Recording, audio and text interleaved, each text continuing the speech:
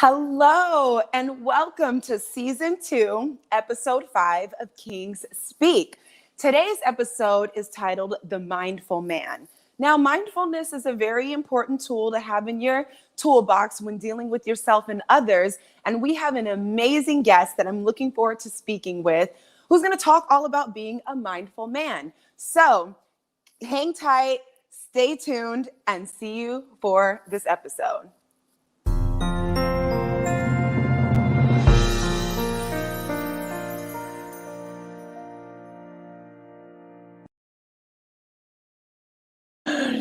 Yes. So this is episode 5 and we are geared up and ready to go. I'm really excited to talk about the mindful man, which is something I feel like you don't necessarily hear together. You know, when we talk about mindfulness, sometimes we think about, I don't know, meditation, yoga, women's circles, and all this thing.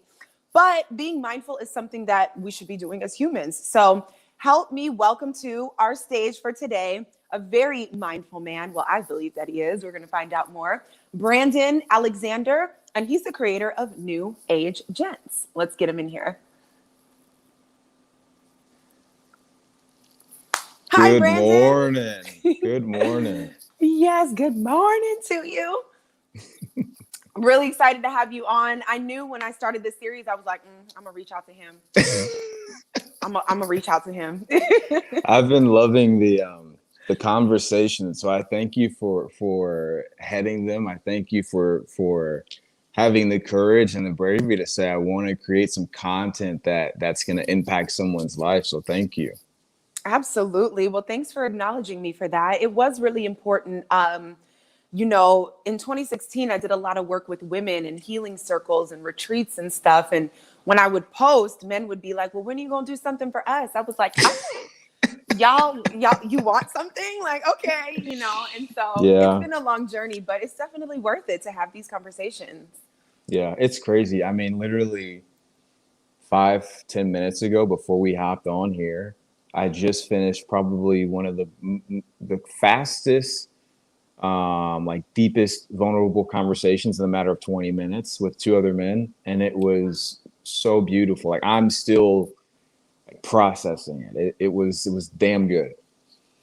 Wow, I love that. Now, would you happen to be talking about your co-host on The Refinery? No.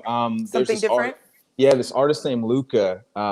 He has this beautiful music, and we're talking about creating something together. And we got to the meat of the inspiration behind his music. And at first, I listened to all of his songs. I was like, oh, I thought they were very romantic. I thought they were about relationship, and in reality, a lot of them were about yourself and things you experience in life. So when you listen to the lyrics again, if you take out the expectation of it being said to someone or someone saying it to you and just saying, oh, this is about something I'm going through in this chapter of my life, it really cracked my chest open in a way, dealing with some own things in my personal life in regards to like depression or sadness and grief. It was a very beautiful conversation. A lot of healing happened. So. Well, I love that. I'm glad that you got to experience it and, you know, also kind of allowing that vibe to come on over into this and, you know, being here before you process. So I appreciate it. I really love that. Something else, just as a side note, because I watch your content, I was thinking, I was inspired. Even when you talk about the song and it being written, may sound like to a lover to someone else, but really if it's to you, you know, you spoke about in one of your posts how getting back to things that you like to do in your childhood and how you like to draw horses and things like that. And it made me think, like, I used to write poetry. And I haven't written poetry in so long, but even in this moment, because I'm personally going through a lot, I'm going to set aside time to do that today. That's amazing. That's the deep sigh. When someone can say, you know what, and it doesn't even take a lot. It's just a choice that we make. And the song we're talking about is called Slow Correction. And slow correction is about what you just said. I haven't done this in a long time, but you know what? Today, I'm just gonna do one small thing. This is already there. Whatever this conversation is gonna be, it's already there. So I'm grateful. I'm just grateful for God and his timing, because there's nothing like it. There really isn't anything like it. Because it really was a setup for me, and it really opened me up, and really was like a warm up before we were able to have our talk and our conversation. So that's amazing. Yeah, I definitely love that and feeling it too. There's a lot going on, and it even speaks to with this series. I do everything really intuitively. So, Yeah. the titles, the people I reach out to, and when, even sometimes like I couldn't get that email out to you because I was like, I had to get in a space where I was like, wait a minute, let me make sure, so it's, I really appreciate timing and the flow, and, still try to be responsible at the same time. But Yeah. there's definitely something to it, Yeah. obviously. Yeah, I really do. This is something where people don't understand the healing and just having a conversation. I know people are pushing therapy and how important therapy is, but I think sometimes if you find someone that you can really just sit down with and talk for 15, 20 minutes, that's healing in itself. That is the mindfulness, right? Being mindful enough to stop, slow down.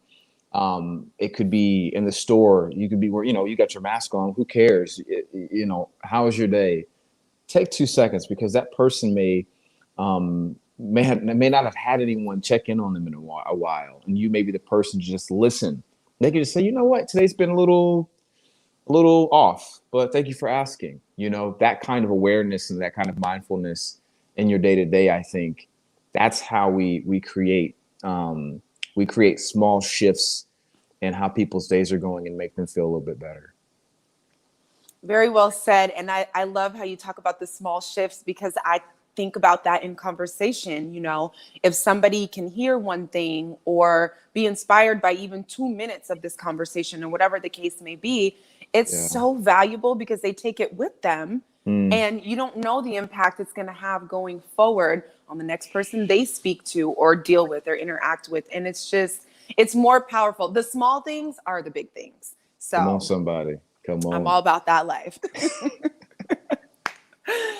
So with us talking about mindfulness today, I always like to grab a dictionary definition just to, kind of preface the conversation. Just because I feel like these days we put our own Spin definitions on a lot of words. on So everything. I On was like, let me go to the everything. dictionary. Yes. Yeah. So here I have mindfulness, the quality or state of being conscious or aware of something.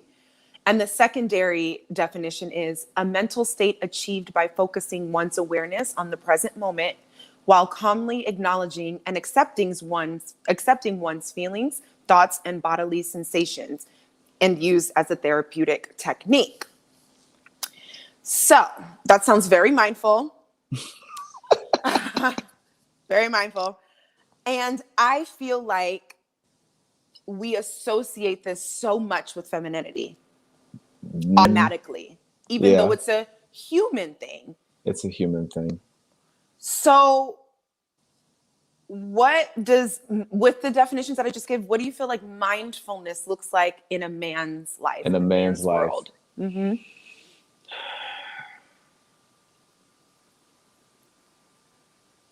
The first word that comes to my mind is detaching.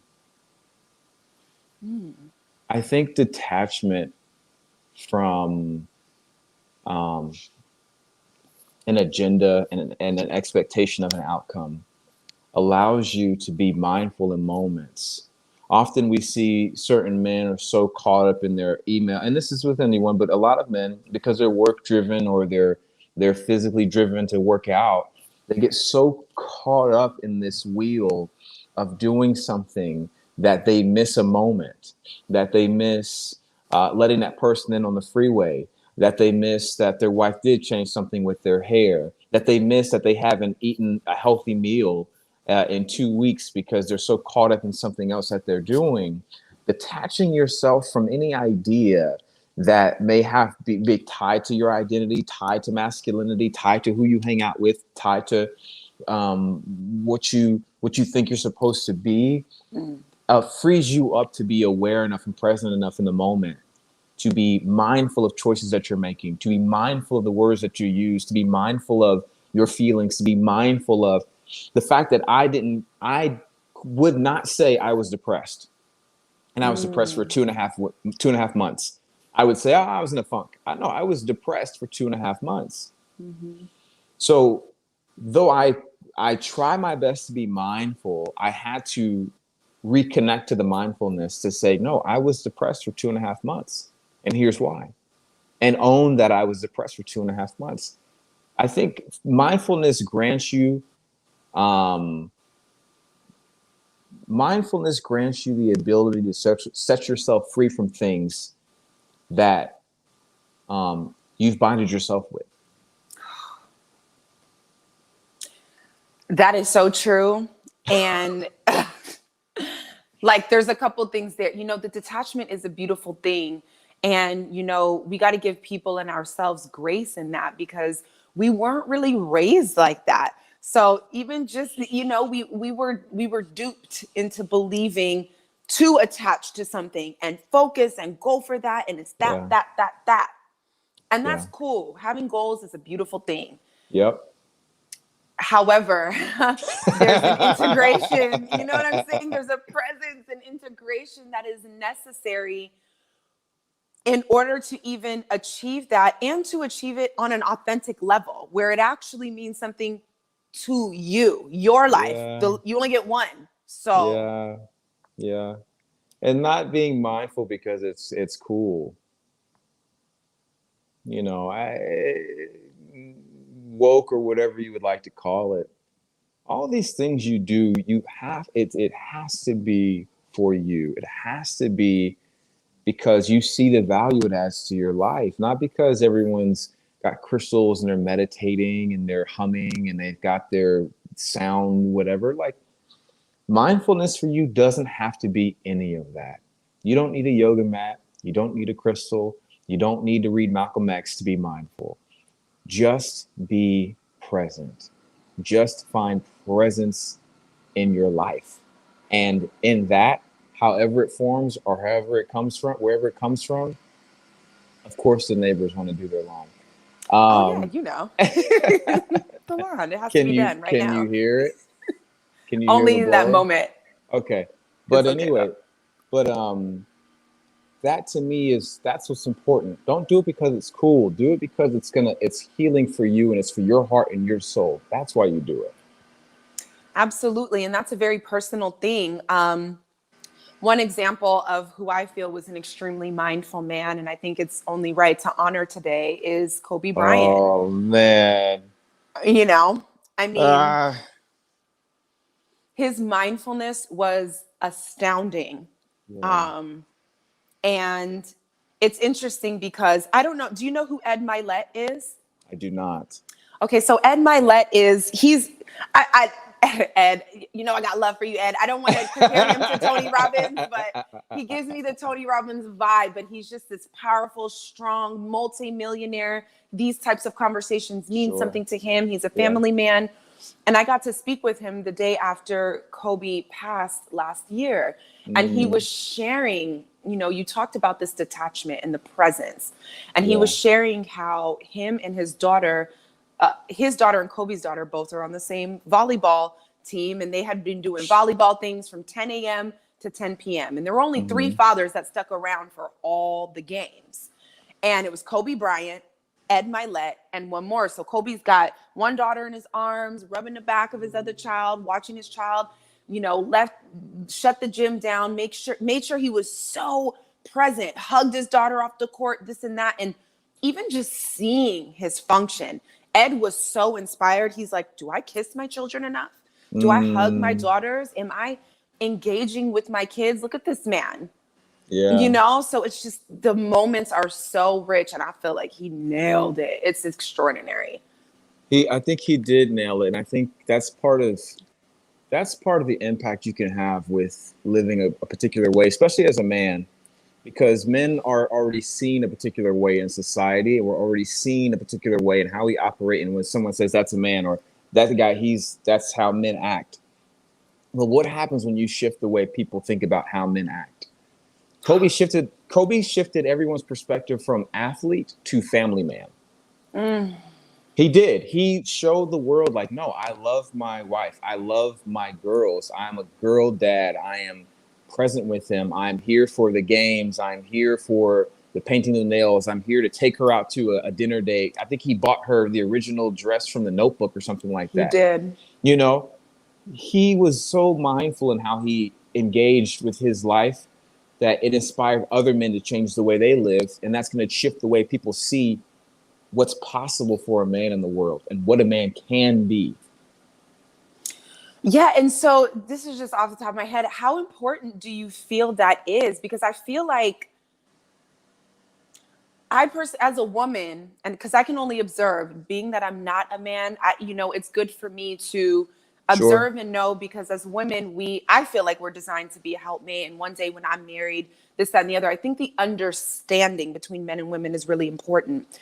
How do you think the little box that we put men and their emotions and functions in has been a detriment to society overall? I mean, there's good things, but what do you think some of the drawbacks are? I mean, it's what we just talked about, right? There's no freedom. He is defined and confined by what he thinks he's supposed to be, even if he's not those things. Those two men that I just spoke to on the call, we're all artists. I was a dancer for over 10 years. I draw, I paint.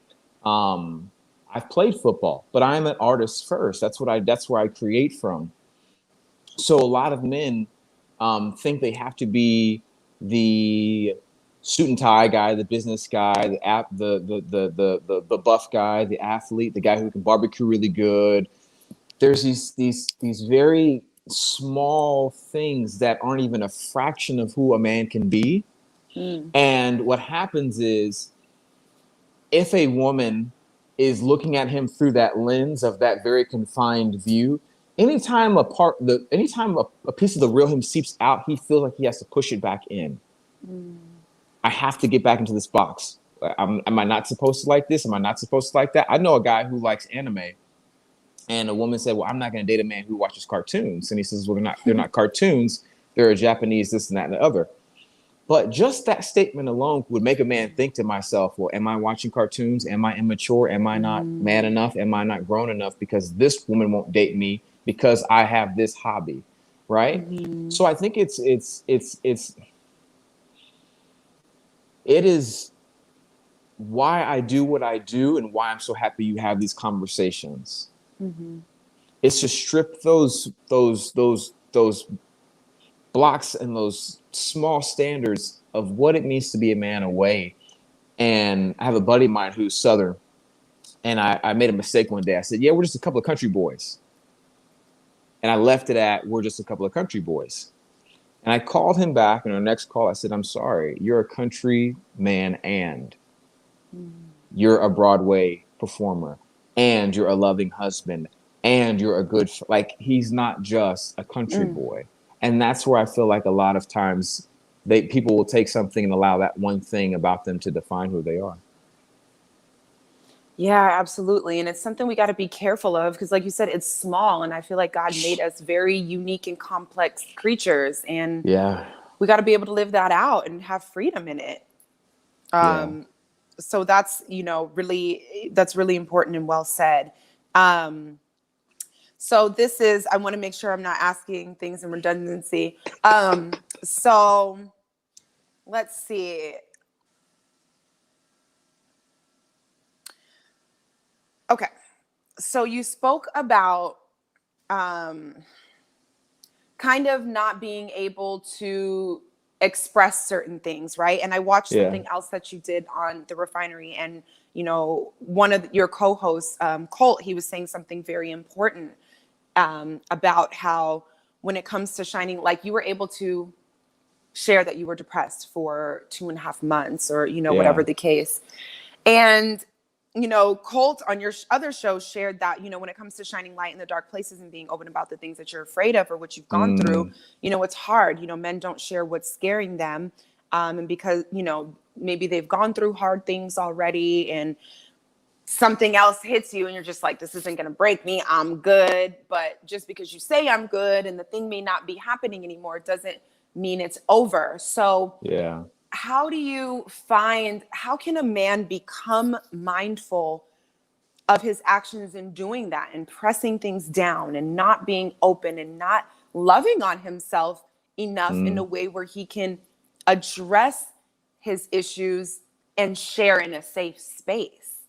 It's so interesting you say that, because I didn't today on my call with Luca and Colin, I didn't realize that I had actually been pushing down why I was depressed for those 2.5 months. And we were talking about something from the song, and I started sharing. I said, well, this happened. I was in an epic, relationship, and it was very romantic, and then it ended. And then for different reasons. And then my aunt passed away unexpectedly, all within a matter of a month. Sorry. Now, as I'm sharing this, it's starting to surface, and I'm starting to be like, oh my God, I haven't let myself really feel or think about this in a long time, because life has just been going and going and going. So sometimes mindfulness is just, it means just take like be honest. Be honest with yourself, and be honest in the moment. If someone's checking in with you or talking to you about something, be honest. Because in that honesty, that's where it's able to find its way out. That's where you're able to be mindful enough that, oh, I feel this in my chest for some reason. Let me explore this a little bit more. You got laid off from your job. COVID took this away. That happened. My mom passed away. I haven't hugged anyone in 6 months. And as someone's checking in with you, you allow yourself to be honest enough with the moment, say, this sucks. And I'm not okay. And it seems so easy to say, but what is it that's the block that... What's the block? Yeah. I think the block is a couple of things. For one, it's self-preservation, and it's protection from feeling out of control. Men, we love feeling like we're in control. Right. I know that I feel like I love being in control. So my active practice is not being in control. It's still a form of control, but my way to practice it is to say, okay, God, I'm releasing this thing, because if it were up to me, I would find 10 different ways to make it happen. But if it's not happening from the couple of ways that I see that it could, maybe there's something I can't see. So let me surrender this whole thing to you. It's going to be tough, but let me surrender this whole thing to you. And so that for me is one of those things. It's that you want to be in control. You want to be in control of your emotions, and you want to be in control of how you feel, and you want to be in control of the outcome of the circumstance. And to let go of that can be really scary sometimes. Absolutely. So what is it that you think, not having control can definitely be scary. And and again, that's just a human thing. I too have to be somebody who is committed to surrender. Like, for a woman, what that means for me is, to be the receiver, to be at ease, to be in flow, to be in a channel. I can't be so held tight onto what I think things should be. I have to let infinite intelligence, I have to invite that in order to be at peace and be at rest and not be tight and not be in survival mode and not be in defense and leave my heart open, because you don't know, So with that being said, is it kind of like the same with men? Like, because, I had put down, in this society, we are very much like men are the provider, blah, blah, blah. Do you think it's societal pressure that says almost like men need to have it all together, do things this way, that, 1000%. That's what created the control in us. It's not that we've implemented this on our own. Society told us, if you don't have this together, if you don't do this, if you don't do that, then you are not a man. You are not mature. You are not ready for X. You are not ready for marriage. You are not ready for kids. You're not ready to succeed in your business. You're not ready. You're not ready. You're not ready. So then men are trying to live up to that bar. They're trying to live up to that expectation. And I think that's one of the things that causes so many men to commit suicide. Is that they don't feel like they can never live up to. I'm not good enough. I am just an artist. I don't have a big savings. I don't have $1 million. I don't have the Lexus. And it's something that I think I try and give more men permission to just be okay with going through life, experiencing things, and not trying to meet the bar that the world has set for us, but create your own bar. Create your own bar Yeah. of what that looks like. You know, maybe your wife is the breadwinner. Maybe she does make more money than you. Some women are okay with that because they're like, I Mm-hmm. want a partner. I don't need a bank account. I need someone who I can do life with, who I can listen to and talk to. If that's what you land in, then be okay with that and release this idea that, and some men are super comfortable with it. Mm-hmm. Some men are super comfortable and say, I'm comfortable enough in my skin and my masculinity that our roles are not what the world tells us they should be, Mm-hmm. you know?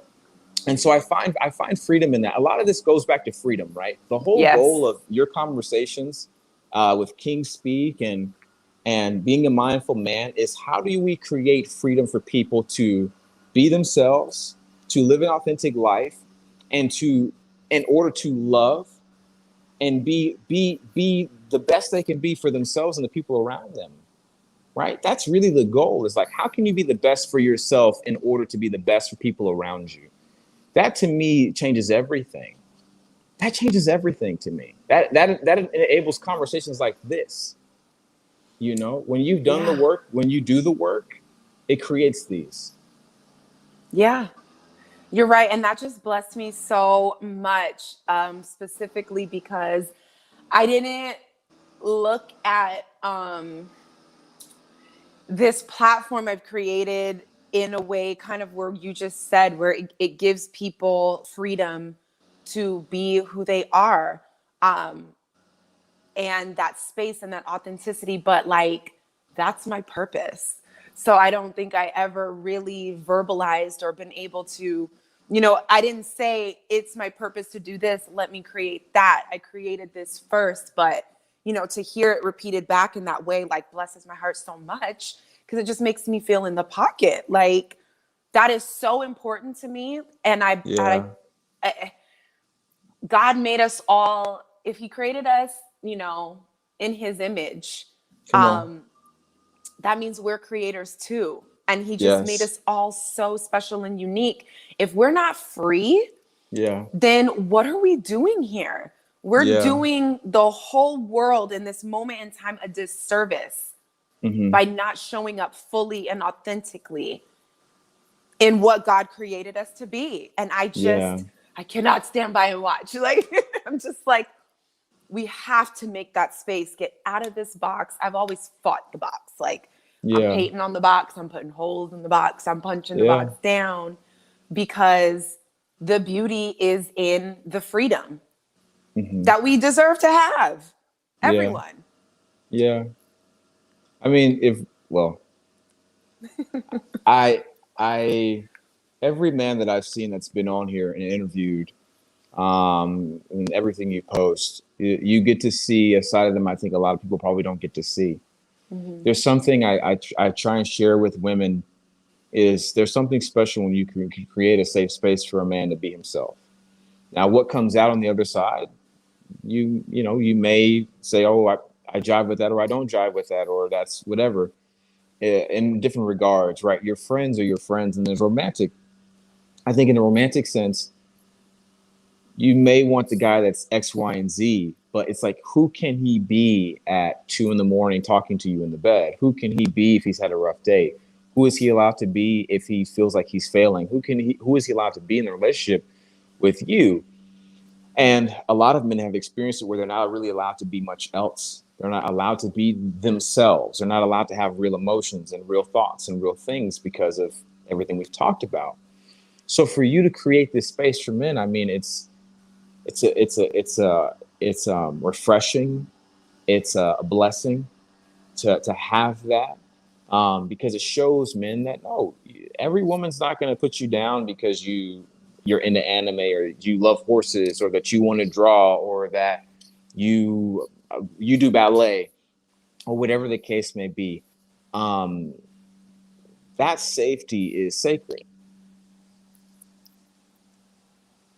Yeah, I completely agree. And, thank you for that. That, again, really blesses me. And I ask my guy friends, give the women grace too, because the same messaging that you're getting, Yeah, they're getting. And yeah, sometimes we don't know better. However, it's not really working out for anybody. Like, let's just be real. Like, dating is a beautiful thing, but is this really working out? Is what we're learning about each other and how we were raised and these staple things that we heard, ask her, is it really working out? Yeah. And if not, what are the questions and the undoings and the unlearnings and seeking and realities that we can, do and come to that will actually bring us together? Like, I'm a family woman. I was raised in a family. My dad was in the military. So all I know is my family was us as a unit that moved to Japan, Hawaii, Illinois, like, and to see that, families, in my opinion, are not being glorified in the way they used to or the way that they could be. I'm like, y'all, we gotta stop looking at this small slice of ratchetry and rules and whatever else is going on and pull back to the bigger picture. What are we gonna do about our kids and our legacy if we're all just out here Birkin bag? No, like, it's leaving holes and residues in us that I'm just in a long term low key afraid of. Like, oh no, like, no, let's change this. Yeah, I think there's a lot of shifts in that. And then so if we're talking about being a mindful man and then family, I do Fatherhood Fridays, even though I'm not a father, because I want to celebrate fathers. Yeah. But within celebrating fathers, I try my best to acknowledge the men who will never be able to biologically be a father. I've become very aware of that community of people who are not able, even if they adopt, it's still not really what people say when I want to start a family. They really say, it's really about me and my wife. We've come together. We've made a child or children. So fatherhood to me is can be blood, but fatherhood, you can still be a father or father-like to someone by being a guidance for them, being an ear for them, being there to support them in their challenges, being there to support them in their victories, being there. And it doesn't have to be an age thing either. Like, it doesn't have to be because someone's older or younger, but you have a fatherhood in you. You have something about being a father in you that you can gift that to the world. Whether you physically or biologically have kids or not, you are a father and you have the ability to be that. So I think that's part of being mindful too, is exercising that ability, whether it's through mentorship, being a good friend, or whatever the case may be. Yeah. And to me, like, as you're saying, that requires an open heart, like a heart that can, because you have to be able to connect. And I have to imagine that's a painful thing. Like, I want to be a mother. I'm not a mother yet. And, we don't know what God has in store. But, I think I just naturally mother through things. Like, my little sisters, Mother's Day, they got me stuff, or just the way I do my events or a particular attention I pay to people. Sometimes I get that motherly feedback, and it is nice and it does mean something. But like you said, there are people who cannot on a biological level. And again, we don't know what God has in store, but it's just like, it takes an openness to lean into that role, even though you might not get what you want, even though it might not be received, even though society doesn't coin you as such. Right. And so I think that Fatherhood Friday is an amazing initiative and energy to put out there, because it matters. And to be honest, I never really thought about that for guys, because it's always us women, like, we want babies and like. Oh, I would love it. I mean, I think about it a lot. My buddies and I were all in the space now where, we talk about, well, what is the next thing? We're all uncles in some capacity. I have a buddy of mine who's about the same age as me. His wife's a little bit older, but they're on their second kid. I have another friend who just had their first kid. A lot of friends have their kids are 2 and 3 years old. So when you're around it, you start to see. I was praying about it, and I was like, okay, God, what's next? Is it acting? Is acting supposed to just go its direction and flourish and fly, or is it family? And I was surprised at what I heard. I was really surprised at what I heard, because in my mind, it's an order to things, right? It's acting's going to do its thing and take off, and then comes the kids and all that stuff. But no, if something comes your way before you think you're supposed to have it, don't ignore it. But family and a wife and kids, I would love to have it one day, but I also know that I'm not guaranteed it. That's the one thing that I do know is I'm not guaranteed it. That's that detachment showing up Yeah. right there. So wait, Yeah. when you said you know what you heard, do you mind sharing? What did you hear? What was your word on that? Family, like family and love. Yeah. What it came back to was, and I've heard this sermon, and it's actually one of the things that's helped me a lot in my life was, God gave Adam purpose before he brought Eve. So it Right. wasn't that he had a job. He wasn't like, Right. and I've won an Oscar. It was like, and then the wife came. It was, Right. it's not good for you to be alone while you're doing your purpose. So if you Mm-hmm. find your purpose, if you're doing your purpose, if you're living in purpose, you don't have to have 3 projects going and you're flying away for 6 months for your wife, for God to say, okay, it's not good for you to be alone. I'll bring your wife, or whoever that is, or that you're in a space where you can receive someone and say, this is the person I want to do life with. I think it was an amazing perspective shift for me, because it was go out and go have $50,000 in the bank before you meet a wife and have a house for her to move into, and insurance and all the things. Right. And it's like, no, that's not what this is about. That's not what doing life is about. Be responsible, have your ducks in a row, do what you're supposed to do, take care of your business. But if someone comes into your life and they're magic, and you see that they're magic and you're magic together, don't get in the way of the magic because you're not ready yet. Could you say that one more time for the people in the back? No, it's just like, because I'm telling you, as a woman, it's very Yeah. challenging to date and be in the presence of men who don't understand that. And you can't Mm-hmm. force things.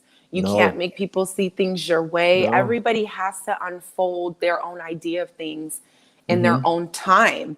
But Yeah. I've been there so many, and I'm just like, how could you let this go because you don't have what you think you need to have in order to blah blah blah. Like, I guess I've been able to, and God may have been protecting me from things and this, that, and the other. And I believe I'll end up Yeah. with the person that's for me, and that's fine. But Yeah. it's just along the way, it's like, you seem to be pretty clear about what you're doing. I feel pretty clear about what I'm doing. Like, you don't see how this would be multiplied by 10 like that, simply Yeah. by the union. And, you're running from it because what?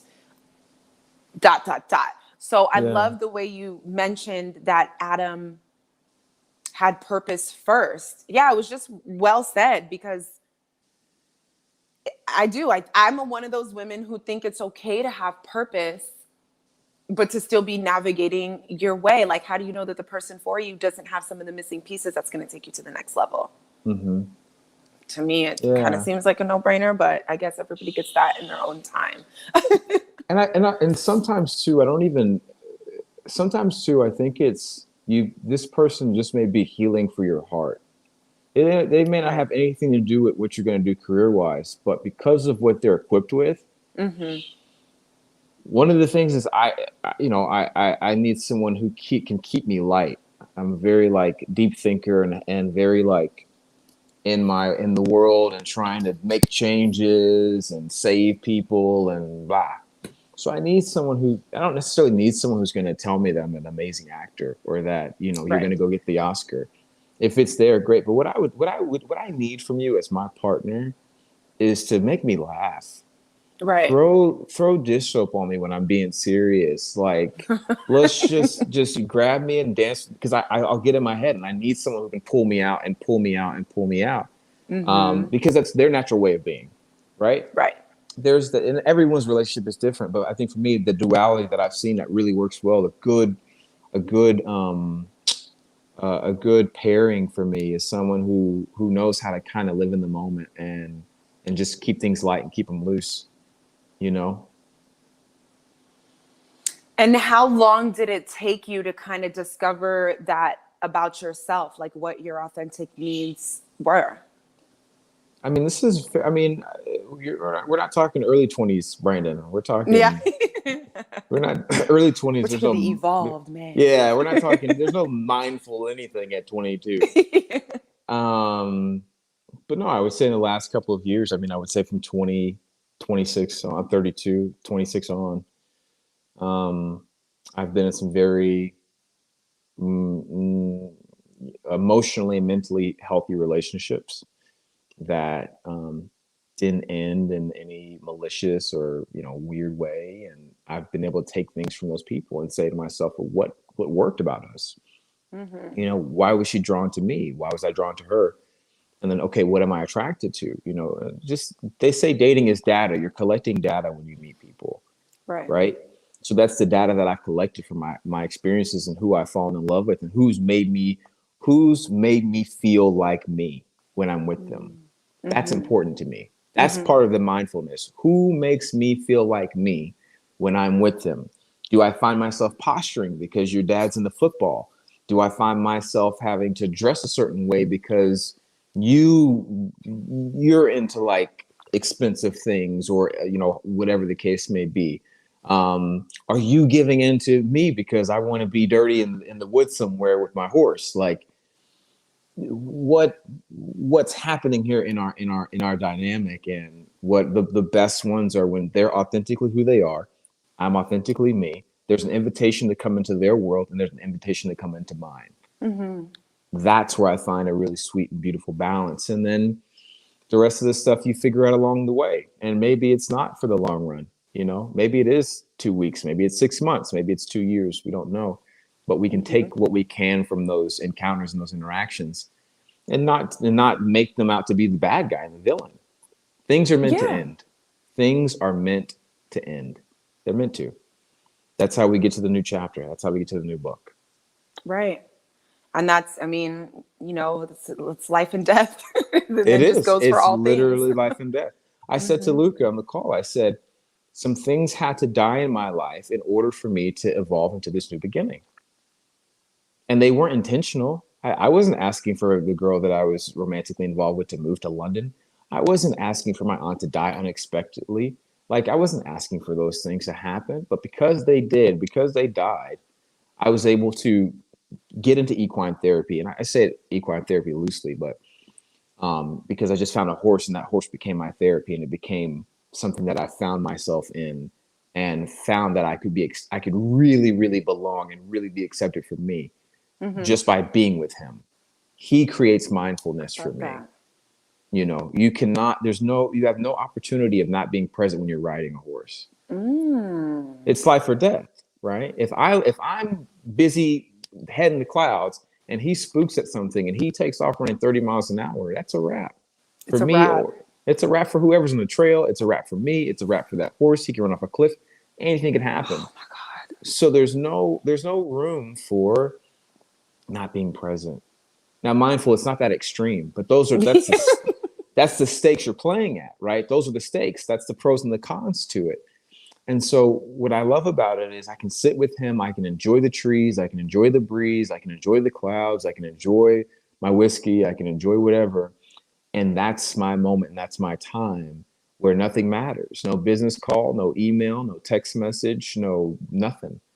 When I'm with him, nothing else matters. And a friend of mine said to me, I want you to take that and bring it into the world. Don't get away from the world to go to that. Take what he's given you and bring it into the world. So I've actively been practicing that feeling I have with him and applying it to different things in my life. That is so powerful. And even though, so, in my mind, I was thinking like, oh, travel does that for me. When I'm in a new place, my senses are so heightened because you don't know what's going on or what the people are about. You're reading faces, energy, you're looking at flowers, buildings. Like, I'm just completely lost to the present. But, even when you said, you spoke about the horse, like he could run off a cliff, which sounds very dramatic. But, if you're not mindful, I feel like that running off a cliff could be dating the wrong person and taking 3-4 years off your life from, needing to heal and not allowing the right things in. And so it almost is that dramatic. It is that. Yeah. If you're not in tuned. I'm that mindful now when I date. And some people say, you know, no, just kind of go with the flow. No, no, there's no going with the flow, because if there is no flow, there's nothing to go with. Right. So acknowledging, like, is it physical attraction is why I'm here? Acknowledge that. I don't really see myself pursuing this for a long-term thing. Do you see them as someone who fits some checks off the boxes, right? They've got a good job, they come from a good family, but you don't really feel um, like there's anything between the two of you. So whenever there's a no for me, I listen to my no and I say, hey, listen, it's not really anything about you. I just have to trust my gut on this. Wow. When we're together, there's something that I don't quite understand why it's not clicking. But to save you and myself time, if it's a no, it's a no. And if That it's a takes mad yes, courage. it's not the funnest thing to do. I'll tell It's you hard because that. especially when your goal is to be with somebody, and Yeah. but that's where we go wrong. I know I've gone wrong in that, where it's been like, oh, there's this one thing, but look at all these other things. I'm just gonna Drag stay it here. out. People will drag it out. They'll milk that bad boy until there's nothing left coming from it. And that's what I did it in the past. I have done that, where I've gone Mm, 2.5 years. Like you said, you can. It's not to me. I'm very mindful of the word waste, right? But right. you can prolong something that is going to end regardless. You're just determining when that thing is going to end. So Mm-hmm. it should have ended 6 months from now, or since 6 months ago, but now you've carried it on 2.5 years, and now you have to deal with everything that came with that. So I think that's something for men too. Just be mindful when you're dating. Sex to me, if you're two adults and you decide that it's just sex, then hey, by all means, you guys do you.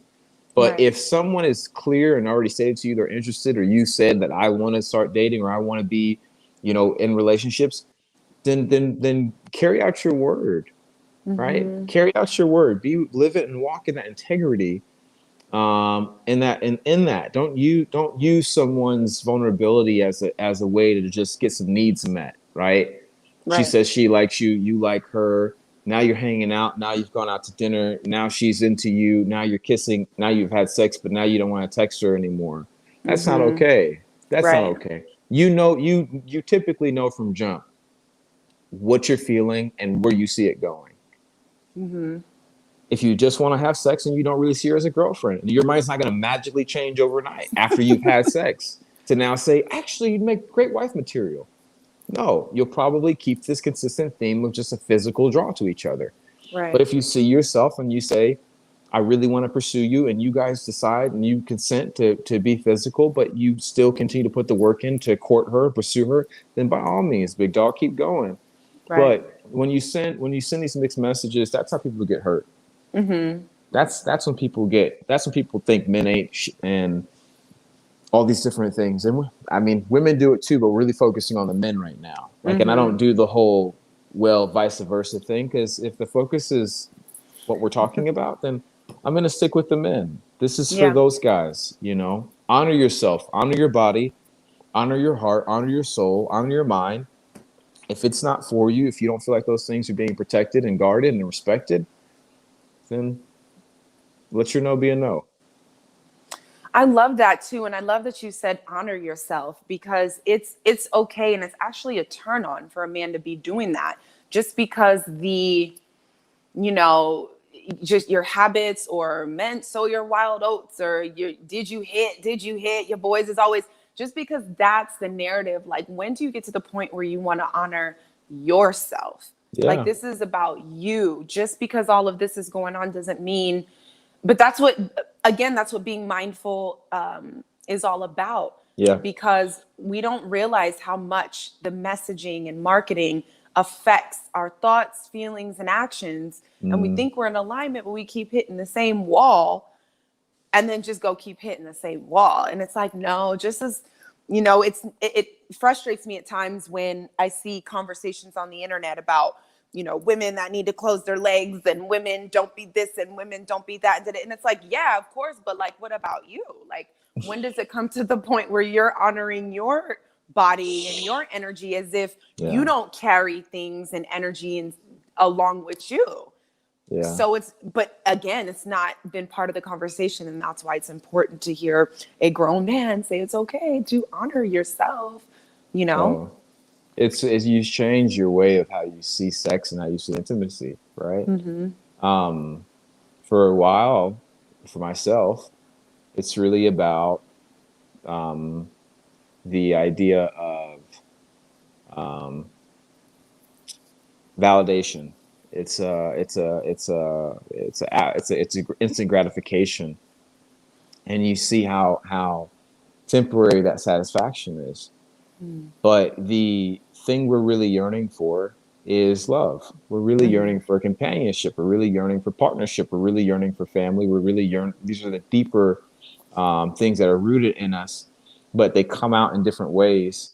And if we don't acknowledge them or look at them for what they are, then we will hurt people in our path. And not just people, we'll hurt ourselves, right? We will become addicted to sex because we're constantly seeking another hit of validation, another hit of gratification, another hit. But what happens if you say to yourself, well, I don't need that. I don't need that kind of validation or gratification in my life. What I'm looking for is someone who can see me, talk to me, listen to me. I can talk to, listen to, share things with, share ideas with, and do life with. Build that friendship, have that friendship. Every man that I know that is in a healthy relationship, that's what they say about their wives or their girlfriends is she's my best friend. That's They right. have their best friend, they got their boy, they got their dog, but she's the keeper of all things, right? She's the keeper of all secrets, all fears, all dreams. She is the keeper of those things, and I think that's what I believe is a great like identifier is can she be your friend? Yeah, I agree. Friendship is also, I love that. And us ladies, we talk about it too, because that's what's going to last when he's getting on your nerves or when he's not this or the other. It's like, but that's my friend though. Like, Yeah, so it's very important yeah. definitely to have that. So, here's a question that I had. Is there any way us women can identify those? So let's say we're dating a man and you can kind of see that he's holding back or see that he's not open, or sometimes we can just sense that things are being stuffed down.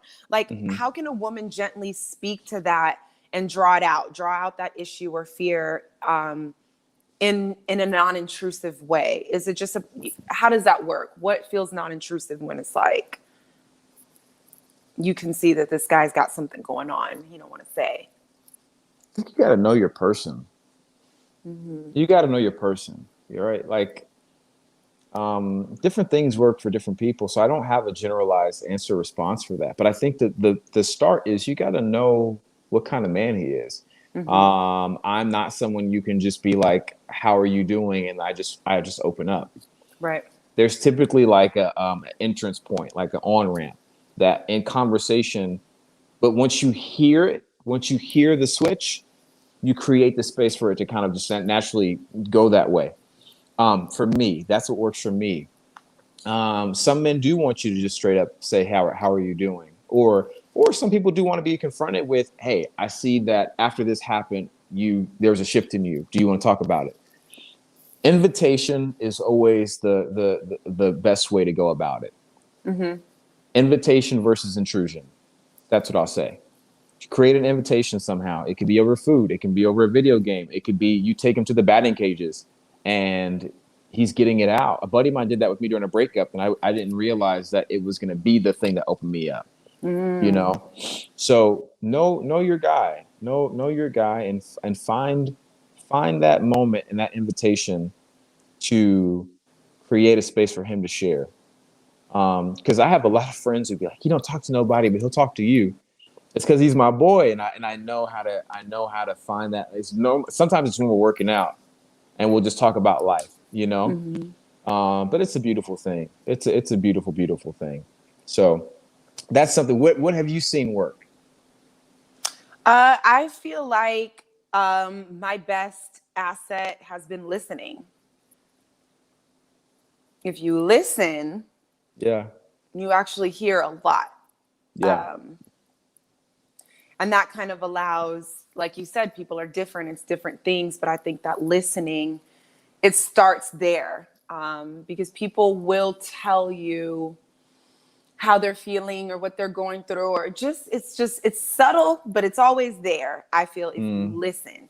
And then, Mm-hmm. yeah, it could be, different ways where, like you said, it's working out or over food, or, let's just do something fun. And, and a conversation blooms from that. But I feel like listening thus far has been my best asset. It's something that I was dating someone, and I said to them, I don't feel like I don't feel like you hear me. I don't feel heard. And we've talked about it since, but I said I don't feel heard.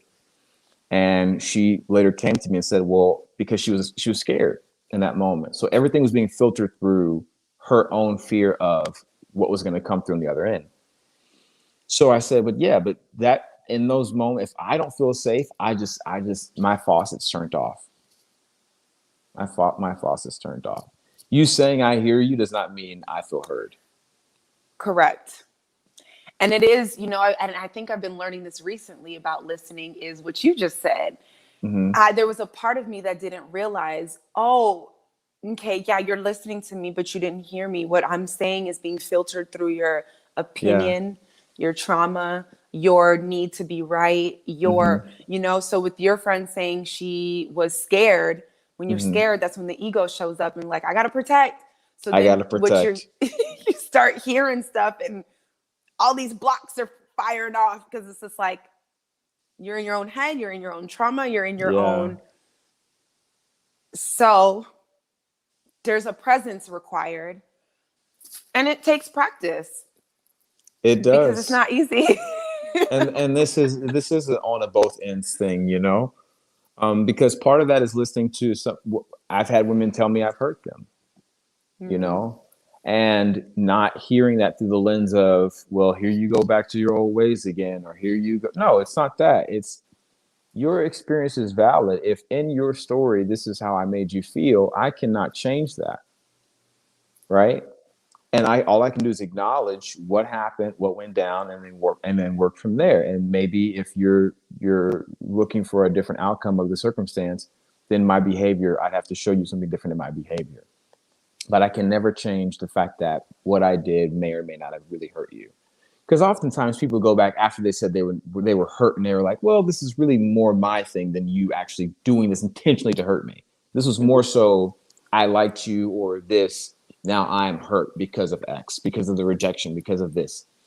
So instead of allowing myself to take that personally, listening to someone and not listening to, and I say this right, not what is it? Listening to understand, not to respond. Mm-hmm. Right. That's been one of the biggest assets I've seen, is listening um, to understand, not to respond to someone, is how you can get someone to open up and to share, and that you're showing them you're present, they can be present, and the two of you can be mindful together. Yeah, and even in you saying that, it's, to me, that sounds like fertile soil. Mm-hmm. Something can grow from that, Yeah. you know, because I can tell, I know the difference between when I don't feel heard and I'm offended by it and whatever, but it does change my behavior towards the person.